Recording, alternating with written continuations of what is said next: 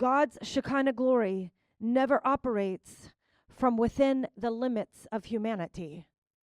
So if you like the verbiage, well, the Shekinah glory sounds good. Oh, yes, I like what that can do.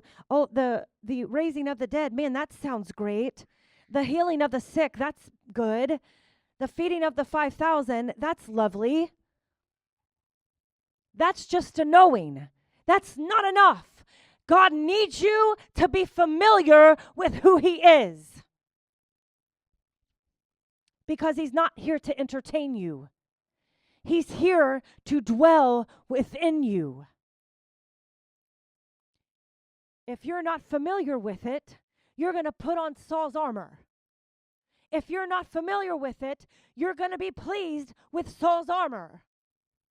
You're going to be talked into something that man has made.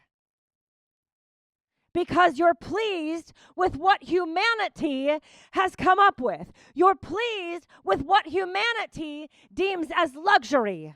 To become familiar with God's glory is to be satisfied and long for a sling and a stone.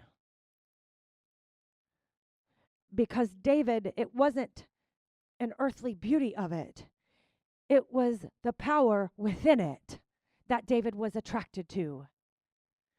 That he knew Saul's armor did not contain.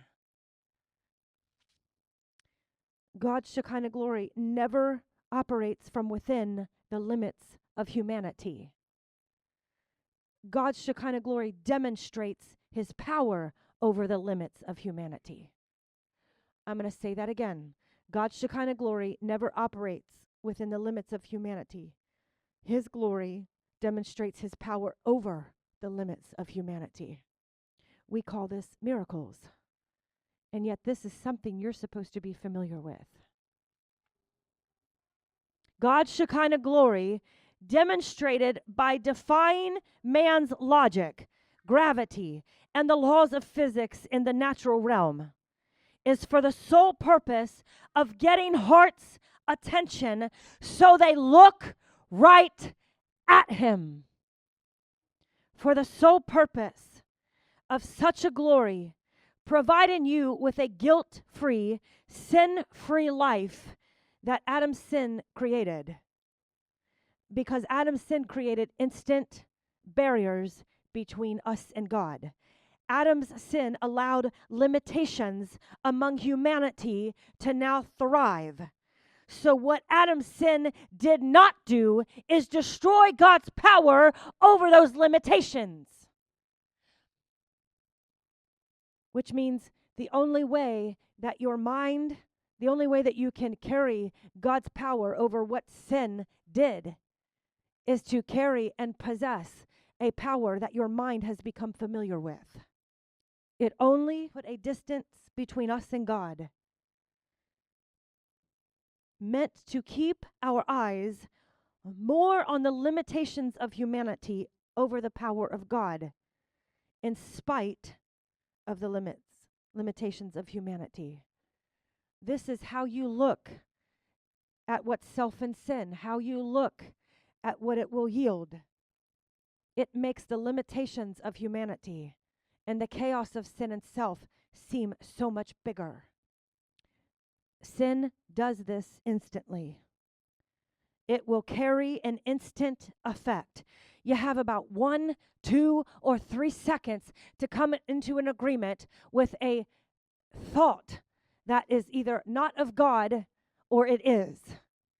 And you have a very short, I'm talking seconds, of a matter of time to allow that thought to become a reality, or you say, get out. Because whatever you come into agreement with, it instantly starts to thrive. And it will grow. This consuming fire, this glory, is used by God to get our gaze off of one thing and then onto Him. To turn from looking at the natural realm